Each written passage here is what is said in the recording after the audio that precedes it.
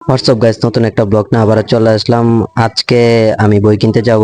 Thumbnail দেখে তো বুঝতেই পারতেছেন আজকে লাইব্রেরিতে যাচ্ছি। আমি কিন্তু একজন বই লাভার, তাই আমি বইটা পড়াটা একটু ভালোবাসি। আজকে বইয়ের নাম হচ্ছে যে আপনার অপেক্ষা, হুমায়ুন আহমেদের অপেক্ষা বইটা আমি পড়তেছি।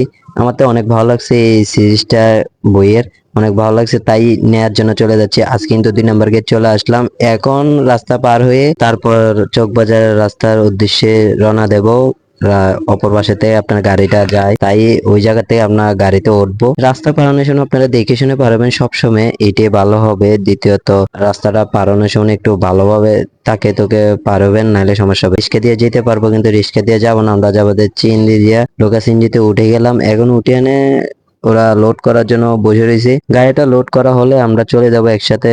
যাওয়ার পর চকবাজার যাব আর বইটা পড়বো। কিন্তু হুমায়ুন আহমেদের যে বইটা আছে, এই বইটা কিন্তু অনেক সুন্দর একটা, সেই অপেক্ষা বইটা আপনারা পড়ে দেখেন। অপেক্ষা বইটা অনেক সুন্দর একটা বই। আমি কিন্তু বইগুলো পড়তে অনেক ভালোবাসি, তাই বইটাই পড়ি। এখন চলে আসলাম পোলো গ্রাউন্ড মাঠের মধ্যে। মনে করলাম একটু খেলা টেলা দেখি, দেখে নে তারপর যাবো আর কি লাইব্রেরিতে। দেখলাম আর চিন্তা ভাবনা করলাম একটু নিজেকেও দেখাই, ভালো লাগতেছে না একা একা, আর কত বোরিং লাগতেছে। দ্বিতীয়ত, এখন লাইব্রেরির উদ্দেশ্যে চলে যাইতেছি। এখন সামনে দিয়ে একটা দেখে পেলাম মা আর ছেলে কি সুন্দর যাচ্ছে।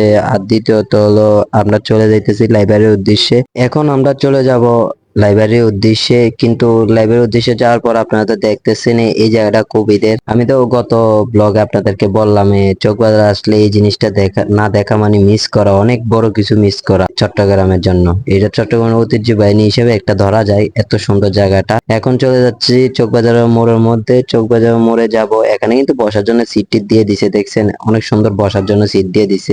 জায়গাটা একদম শান্তশিষ্ট জায়গা। এটা হচ্ছে চকবাজার মোড়। আমরা চকবাজার মোড়ে আসা বললাম, এখন কিন্তু রাস্তা পের হতে হবে। রাস্তা পার হইয়া এখন আসা বললাম এই জায়গাটা আপনারা সবসময় আসলে বসে বসে কথা বলতে পারবেন, কেউ আপনাদেরকে ডাক দিতে পারবেন, সবসময় আপনারা এখানে বসে বসে আড্ডা দিতে পারবেন। এখন চলে আসলাম আমরা বাতিঘর লাইব্রেরিতে বইটা নেওয়ার জন্য। বাতিঘরের ভিতরে ঢুকে যাচ্ছি। ঢুকে এনে এখন ঢুকবো, কিন্তু একটু ক্যামেরাটা অফ করে দেবো, কেননা দারোয়ানে দেখলে সমস্যা হবে। তাই বই নিয়ে ফেললাম, যাওয়ার সাথে সাথে একটা হাতে বই নিয়ে ফেললাম, বই নিয়ে পড়া শুরু করে দিলাম। কতক্ষণ দেখলাম টকলাম, এবার বের হয়ে যাব। বই নিয়ে ফেললাম, কিনে এনে বের হয়ে গেলাম। অপেক্ষা বইটা অনেক ভালো লাগলো, কিনে এনে একটু পড়লাম। একটু পড়ার পর অনেক ভালো লাগতেছে। আর দ্বিতীয়ত, বের হইতে প্রায় রাতের 8টা, সাড়ে 8টা বাজে গেল। এখন বাসায় চলে যাব, বেশি লেট হয়ে যাচ্ছে। সবাইকে আসসালামু আলাইকুম, আজকের ব্লগটা এখানে শেষ। কিন্তু সবাই একটা কথা কখনো বলবেন না, আমার চ্যানেলকে সবাই সাবস্ক্রাইব করে যাবেন নতুন নতুন ব্লগ পাওয়ার জন্য এবং কি শর্ট ভিডিও পাওয়ার জন্য। সবাই ভালো থাকবেন, সুস্থ থাকবেন। আসসালামু আলাইকুম।